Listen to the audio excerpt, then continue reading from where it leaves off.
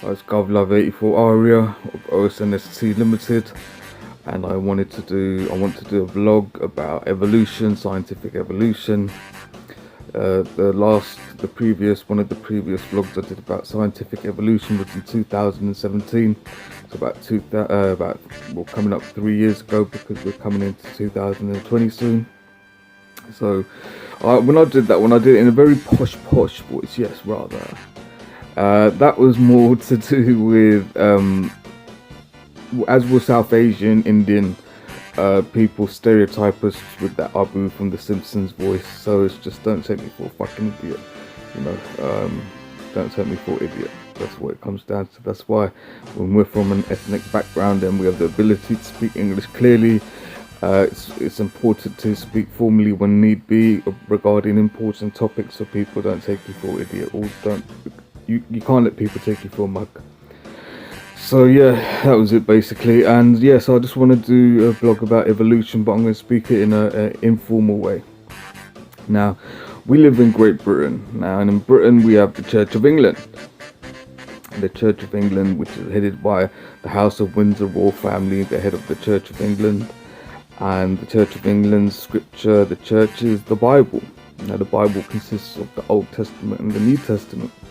Now, the beginning of the Old Testament is Genesis, where they are insisting the world was created in 7 days, and Adam and Eve were the first human beings, and the whole human civilization, the whole world's population, originated from Adam and Eve. Well, that's what their core belief is. Same with Judaism, same with Islam. They all believe in the Adam and Eve theory. They just, the Jews call God Yahweh, the Christians call God Jehovah, and the Muslims call God Allah. So difference in language doesn't mean difference in God, it just means difference in language, but they all adhere to the 7-day theory. Now, I've always believed in evolution ever since. So my earliest memory of evolution was in year 3 at Derry Meadow Primary School. We were learning about dinosaurs, and when I just saw the diagram, the chart of amphibians, of reptiles or species that could live in land and water, adapting to the new environment as they were migrating from the ocean onto the land, that just was embedded into my consciousness, in my mind, since I was very young, in year 3. And then in year 4, I can remember one of the lessons we were given a chart regarding the Bronze Age, the Stone Age, the various ages, and there was just a chart of a caveman, Neanderthals, and just a chart where you see a primate chimpanzee evolving through the various stages into a walking human being. That just registered me from a very young age. That's just what I've accepted from a very, very young age. So I just wanted to just talk about evolution now, and the importance of still believing in God. But I'll get to the God bit in that at the end. So if you were to just imagine, like, the world was just, organisms what were made of, our genetics, our genomes, our DNA structure. And I don't know if I'm pronouncing it properly, but the eukaryotes, or the eukaryotes, which have a nucleus, a membrane. They're organisms. Some organisms don't have a membrane, some organisms don't have a nucleus. So it's just, there's so much organisms, so much types of little tiny organisms. Now, organisms cannot survive in intense, tense heat. Well, some may in the depths of the ocean, but I'm talking an open flame, a furnace, and hot molten lava.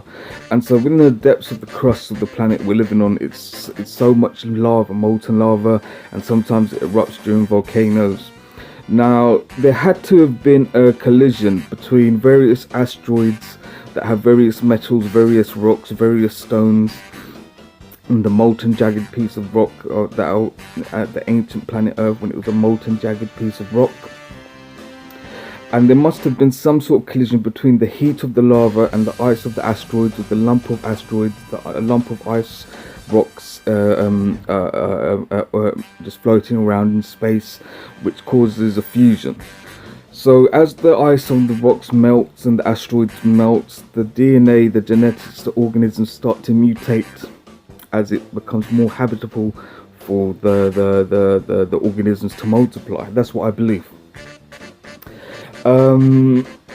Because when you look at all these asteroids and the comets and what's found in the trail of comets, they say it's ice. So then ice, it's more likely that some sort of organism, some sort of life will exist in ice than hot furnace or hot flame. So I just concluded during my samadhi, my samsara, that the organisms must be present in the ice of some sort of giant asteroid. And I'm not just talking a rock. This asteroid could be just ginormous, just with asteroid dust around it, so it looks like a rock, but it's just really a lump of ice floating around.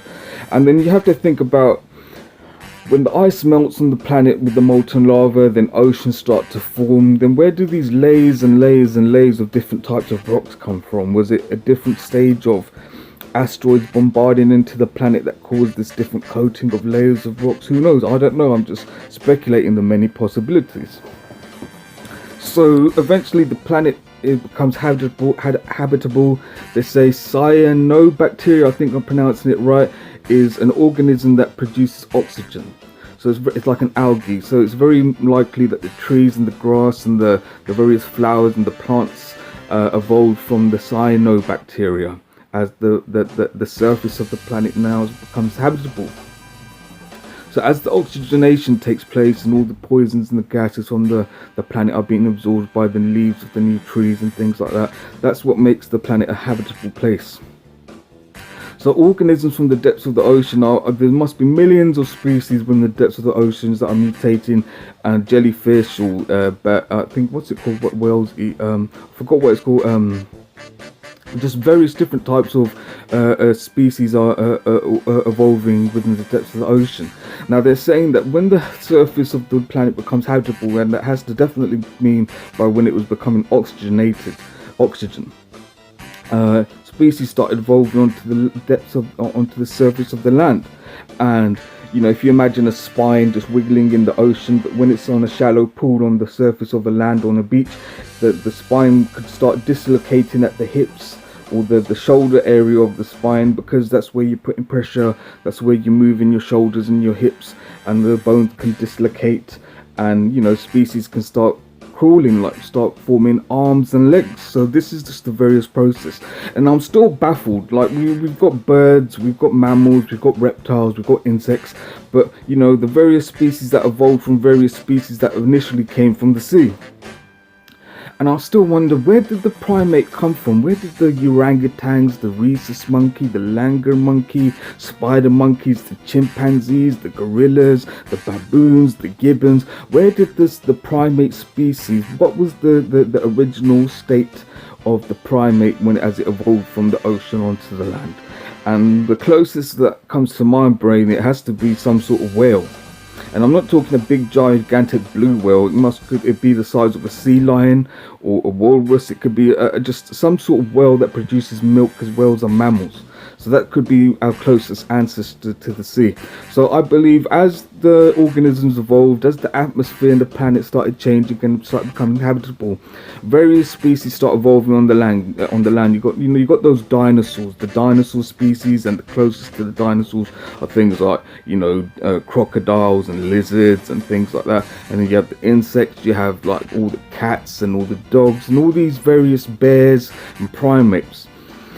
So as the human species evolves from the primate state, and I believe it was God consciousness, a realizing of a higher truth that they may have been aware of or unaware of, that kick-started an evolutionary process. And as the primate started evolving into the human state, starts becoming intelligent. Now there was various stages. There was the Stone Age, where tools were made out of stone. And then there was the Bronze Age, the Metal Ages, the Iron Ages. And then we came to the Electricity Age in the Industrial Revolution. That's when the ball game really changed. But let's just talk about the Stone Age and the Bronze Age and the Iron Age, the Metal Ages.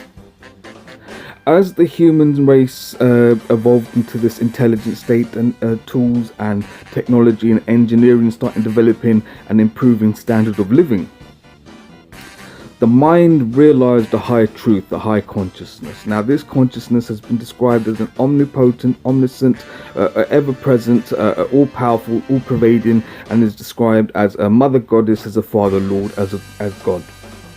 And I believe this energy is the truth. So whether you refer to God as Bhagavan, Khuda, Allah, Jehovah, Yahweh, Elohim, Veda culture in the Mayans in South America, Shangdi Tian, the heavens of China, Rod in Russia, Rojanika, many names for Mother Goddess, Father Lord, and feminine names and masculine names. I believe what was realized is the truth. Something that can give us hope and give us strength through difficult times and happy times as well. And I believe that is the truth. But the way the scribes of those ancient times realized the energy created them, I do not believe to be true. I do not believe that it's possible on this planet that we came from Adam and Eve. If all humans came from the same two parents, then we'll all look the same, we'll all have the same blood type, we'll all have the same genetics, but we don't, because it's not possible for the whole human race to come from just two human beings.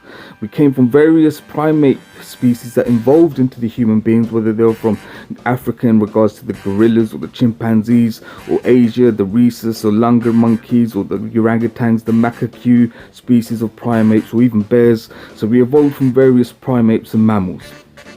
And as we evolved into the human state, the intelligence, the human mind realized a high consciousness referred to as God, and wrote down religious scriptures in very fictitious ways, meaning not true ways of how we were created. Because it even comes in regards to, in the Bangu theory in China, is we're all from the fleas of Bangu. Bangu was the body that held the sky up and the ground, and the fleas that came from Bangu's body were the human race.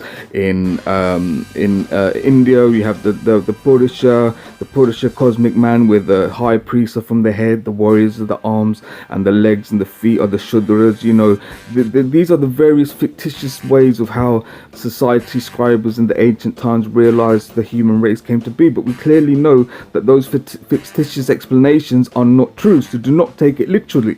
But what you do take true is the energy of what they realize, the consciousness of something that is going to punish the wicked, that's going to punish the evil, that's going to punish the wrongdoers, and liberate and bring salvation to the good people who walk this planet. And I believe that's something that we should hold on to. Difference in language does not mean difference in God. It just means difference in language. Now, in science, there's an energy, and this energy cannot be created. It cannot be destroyed. And in religion, it describes God as not being able to, without beginning, without end. Now, this energy is one energy for all humanity. It's not different energies for all the different primate species. It's one energy, conscious energy throughout, that pervades through all consciousness, through all living beings and all living entities. Now, this energy is the same through all humanity.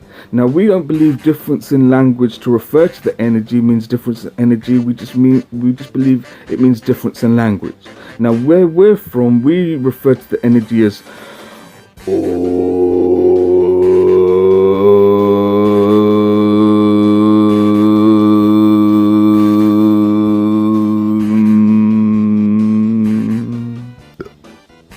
not the burp part, but we refer to as Om, a vibration, a cosmic vibration that pervades throughout all the dimensions and all the realms and all the lokas and all the planets and all the different dimensions that exist throughout this universe.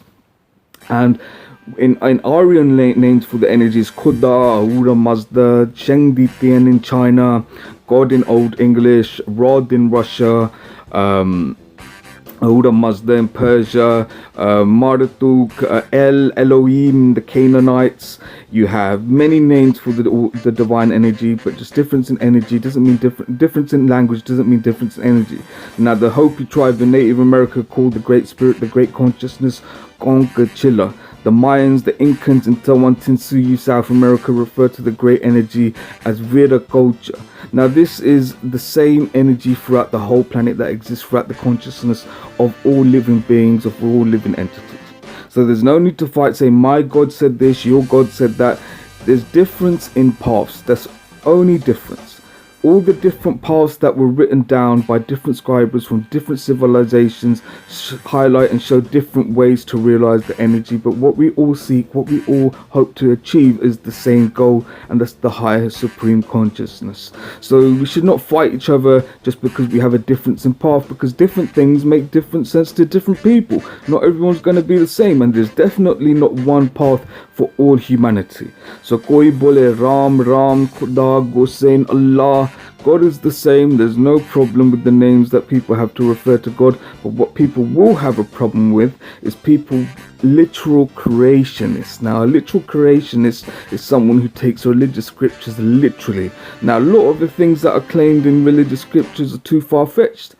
In many cases, fuck all happened, nothing happened, but someone wrote about something saying it did happen, and people are taking this to be the truth to the T, to the T, to the cup of fucking tea, but the reality is fuck all happened. And I'm sure there were real life events that happened that someone wrote about but exaggerated the truth. So it's just about deciphering the message, the underlying message in religious scriptures or mythology and it's always the goodness will win. It may seem like there's no hope, but eventually the goodness will succeed over the demonic tendencies that we're all going to be faced with as human beings as we evolve and progress through life. Now, that's all I wanted to say. Now, I'm not saying that in other dimensions, other frequencies, other wavelengths, there's no supernatural or amazing things that exist. I'm sure there is. I have some such surreal dreams about that can only be described as like Star Wars, like futuristic, amazing epiphanies, amazing dimensions, and phoenix dragons, and you know, all these. There's so much amazing things that I dream about that I believe are tuning into other frequencies and other dimensions that exist out there. And I'm sure that the far-fetched is possible in other realms and other dimensions. I'm just saying, on this shitty planet Earth, on this crap little tiny speck of a planet, of bullshit fucking planet, that the only good thing about is the scenery and the certain fucking sceneries and holiday destinations where you come and tune and touch with nature. Other than those nice places and the nice horizon, the nice bloody night sky, this planet's a load of bollocks. Fuck all happens on this planet, and that's all I wanted to say. So my name's Govlove84 Aria. You know, peace.